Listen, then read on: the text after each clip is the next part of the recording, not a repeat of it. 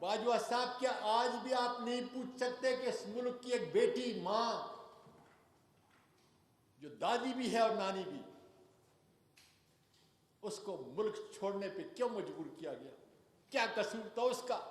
میرا قصور صحیح کہ میں نے ٹویٹ کیا، کیا قصور تھا میری بہو کا جو آپ کی بہو ہے؟ کیا قصور تھا میری پوتیوں کا جو میرے ملک کی اور آپ کی پوتیاں ہیں؟ باجوہ صاحب، اس ملک کے قوم کو بتاؤ کہ اس ملک کو کس ڈگر کے اوپر جو ہے ہم لے کے چل رہے ہیں،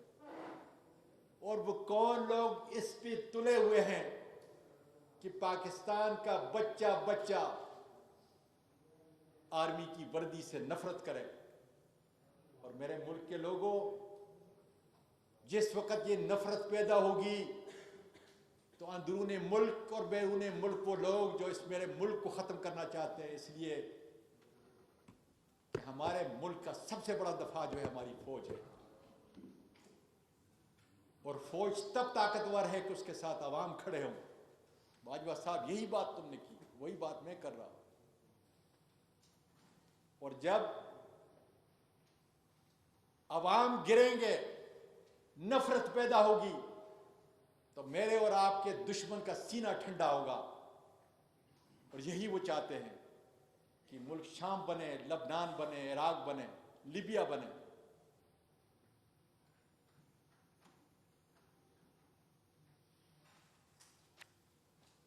سنجنانی صاحب، پھر کہتا ہوں، میں تمہارے گھر کے اندر تھا، مجھے معلوم نہیں تھا کہ سپریم کورٹ کے اس لاجز کے اندر بھی یہ کالے بھیڑیے باہر کی نہیں،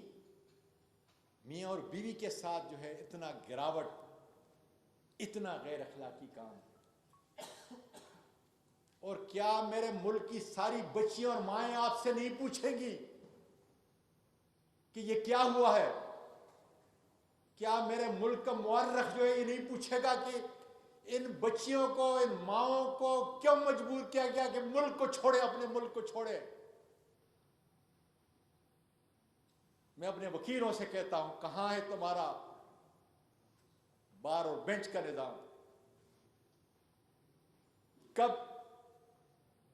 انصاف کے ترازو کے نیچے کھڑے ہو کر تم سچ کی آواز بولو گے کہ میں تو آخر وکیل بھی تو ہوں، اور میں پارلیمنٹیرین سے کب تمہاری تالوں کی زبانیں کھلے گی؟ اکراس دا بورڈ کب یہ تم بولو گے کہ اس سے بڑھ کر کوئی اور ظلم پاکستان کی تاریخ کے اندر اتنا گرا ہوا جو ہے وہ نہیں ہو سکتا؟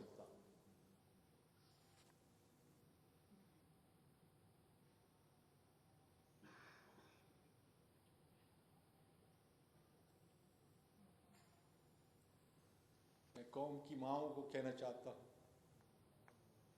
قوم کی بیٹیوں کو کہنا چاہتا ہوں کہ اس ظلم کی آواز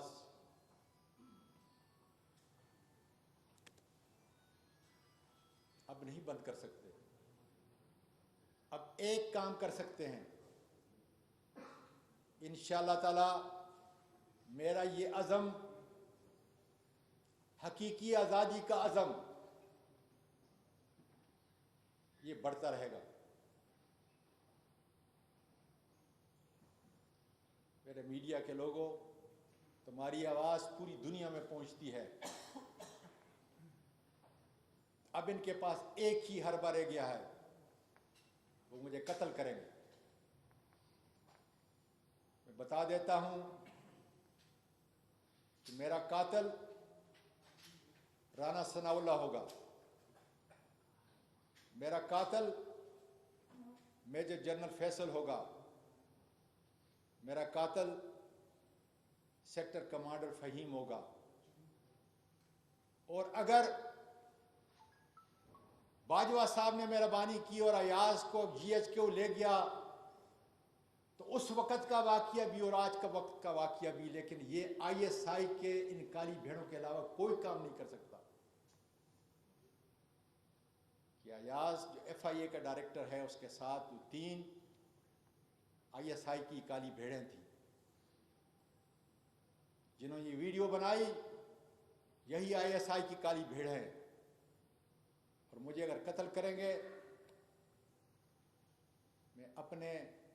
موت کی دعا نہیں کر سکتا، میں خودکشی نہیں کر سکتا، حرام ہے، اس لیے اسی ملک کے اندر خدا کے فضل سے رہوں گا، اور اس ظلم کا اتنا بڑا ظلم جب آپ جائیں گھر میں سوچیں کہ کیا کبھی پاکستانی معاشرے کے اندر آرمی کے یونیفارم کے اندر ایسے بھی لوگ ہیں جو میرے ملک کی اس عظیم فوج کے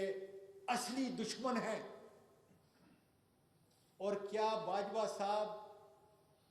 5 منٹ کے اندر ان لوگوں کو انارتھ نہیں کر سکتے کہ یہ وہ لوگ ہیں جنہوں نے کیا ہے، اور یہ وہ لوگ ہیں جو اس ملک کو ڈی سٹیبلائز کی طرف لے کے جا رہے ہیں۔ مجھے یقین ہے کہ آپ کا یہ کیمرہ، آپ کی یہ قلم نہیں رکے، اس لیے کہ اگر رک گئی پھر کوئی اعظم سواتی، پھر اس کی پوتیاں، پھر اس کی بہو، اور پھر اس کی بیگم انصاف پہ ریڑھی پاؤں اور رگڑ رگڑ کے دم توڑ دیں گی، اور پھر خدا جانے پاکستان آپ کی صحافت اور آزاد میڈیا کی آواز خدا جانے کیا ہوگی۔ میں کوئی سوال نہیں لوں گا، اس لیے کہ اس کا جواب ساری دنیا میں میری بیٹیاں، مائیں سنیں گی، تو مجھ میں مزید سکت نہیں، یا پروردگار پھر واقعی اس ماں کیا ہے، اس باپ کیا ہے، میری پوتیوں کو جس کار کے ساتھ بھیجا گیا،